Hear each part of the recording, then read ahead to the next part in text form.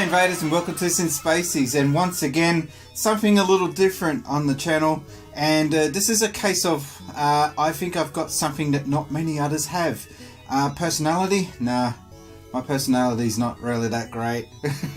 What I'm talking about, of course, is Mickey and Donald, well, World of Illusion starring Mickey and Donald, and this is an EPROM version, or well, that's what we used to call a beta version. This is a incomplete version of the game. It's a little different. I would say that this is a 90% complete version of the game with a couple of special little hidden features that isn't available in the final product. Now, this background story of how I got this was in my previous video. I featured this ugly device that you can see here on top of the Mega Drive. It's a disc reader called the Mega Disc Interceptor. And if you haven't watched that video, I'll put the link up there somewhere, and you just tap the card, and when you finish watching this video, give it a watch and let me know what you think of that video. So while I was trying to film for that video, I've came across some discs that I knew were pretty rare, but I tried to run them with this machine and they weren't working. For some odd reason, the disc wasn't loading, and I thought, well, there's another game that's lost, and man, what a tragedy that is. However, while I was filming this video for the Mega Disc Interceptor, I thought, I'm going to give it another try. And it worked. All these games that weren't working before for some odd reason are now working.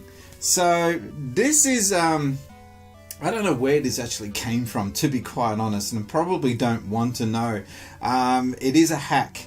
At the start, when you load it up, a hacker's screen comes up. How they got their hands on an EPROM version of the game, I don't know. But I've now got it, and this is something that's rare, and I'm going to show you guys now. So without me babbling on too much further, World of Illusion starring Mickey and Donald, beta version. Let's take it away. It's working. Look at that hack screen. Isn't it filthy? The hacking scene, even back in the early 90s, was huge. Right, so let's get stuck into this. Let's not give these guys any more credit.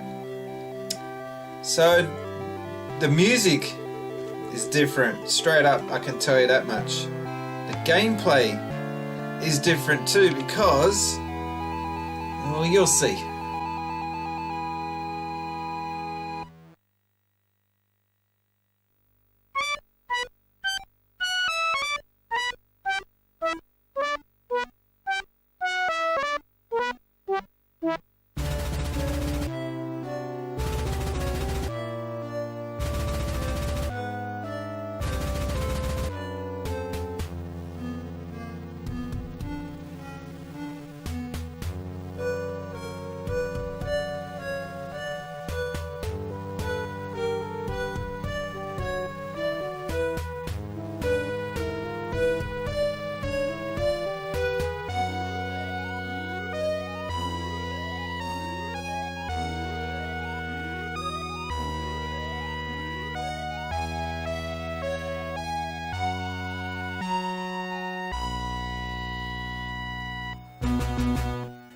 Right, so the music, yes, is different, and I only know this because I went to play the proper version.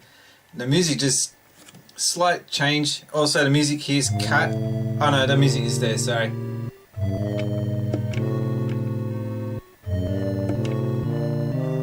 Yada yada yada, storyline, once upon a time. You can pause this if you want to read it, if you're really into that.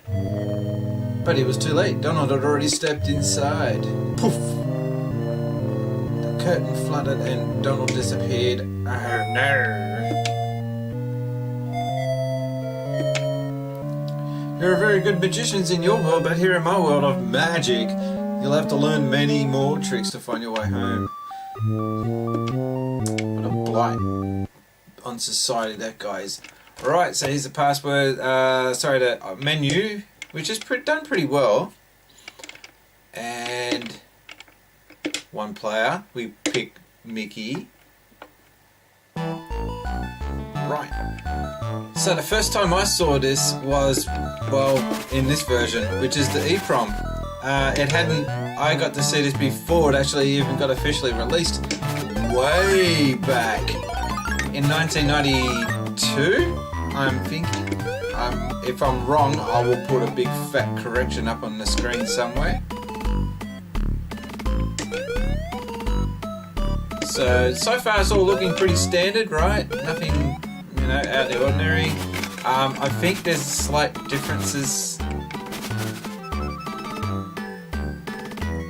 Actually, no, the life bar is still the same. Alright, so you're thinking, well, how do I get up there? Now, you could try and work it out properly and get up there.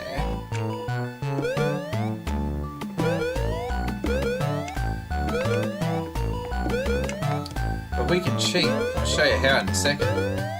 Oh, what happened? Did it freeze? No, it didn't freeze. Look at this. I can move anywhere I want within the level. So I can just skip to the end if I shall choose to do so. This is similar to the Sonic debug mode. And if I hit start again, he's just playing as if nothing happened. So that's pretty cool.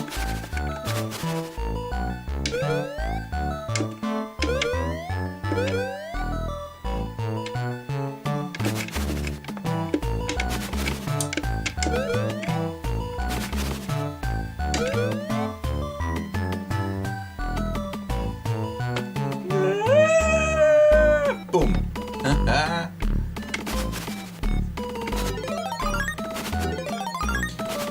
Here's a little did you know fact for the channel. When this game got officially released in this country, the great AU of S, Australia, I actually was asked by Sega, my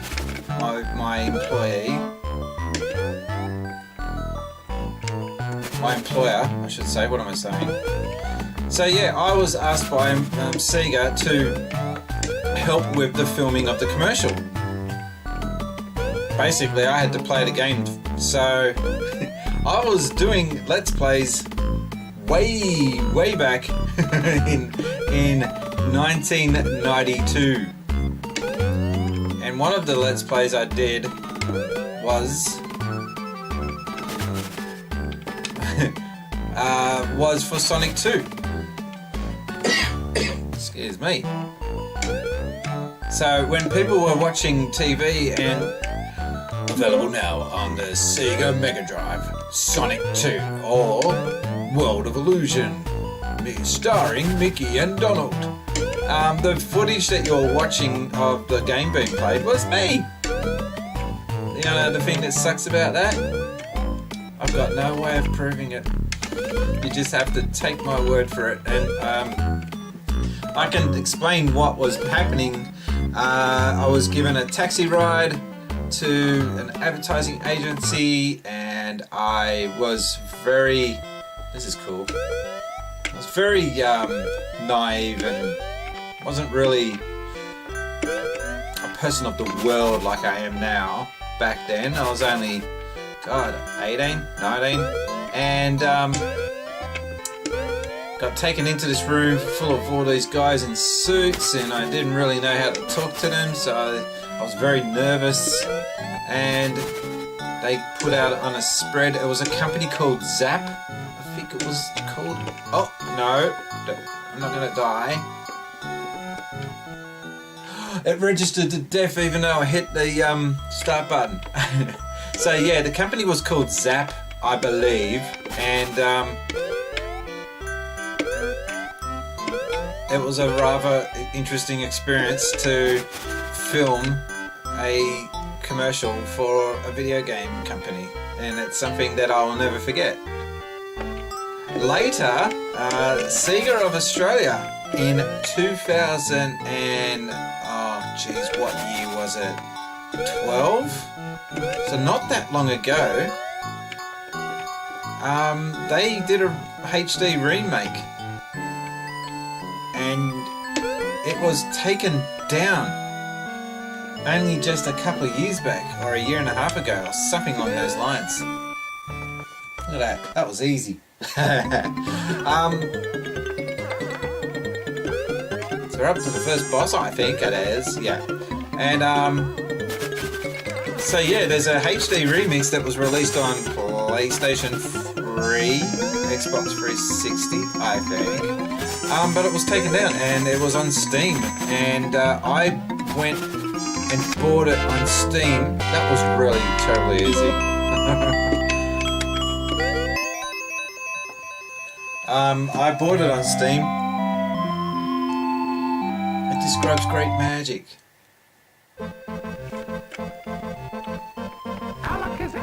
Alakazam!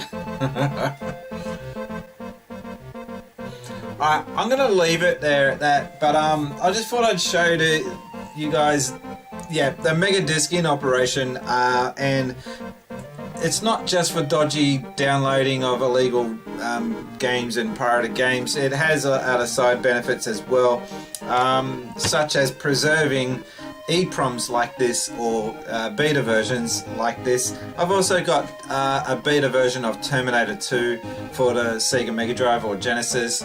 I might have to try and see if I can get that to run. I'm not sure if that actually still works or not. So leave a comment down below if you had one of these dirty devices in the 90s. Are you interested in getting the EverDrive for the Sega Mega Drive, so you can run all the games as per normal? Or if you just can't be bothered and you just want to play the ROMs on your emulator on your PC, type down below, let me know if that's your thing as well. Personally, I would like to see this, but maybe with a HDMI adapter, so to clean the screen up. It still looks alright, but I would love a HDMI adapter for this thing. That's why I'm really hoping that Sega one day release a proper HDMI output Mega Drive that doesn't suck. AT Games, are you listening? Can you please get it right? I haven't seen if the new AT Games repo console is good or not. I'm not hearing great things about it. I'm worried about the sound aspect. They always seem to stuff that up. And as you can see, the screen's flashing here, which means that this system is getting old and capacitors need replacing or something, I'm not sure. Anyway, please leave a comment if you've liked this, or also a like. And if you haven't done so already, please subscribe. I've got other content coming up on the channel. Not all of it dodgy stuff like this. Some of it is interesting, including upcoming video, a look at a Japanese gamer's bedroom. Stuff that they keep inside their bedroom, gaming related. That is coming up, hopefully. I hope that my nephew will allow me to do that video. Until then, my name has been Brian. I've been gaming since Spaceys. Thanks, guys.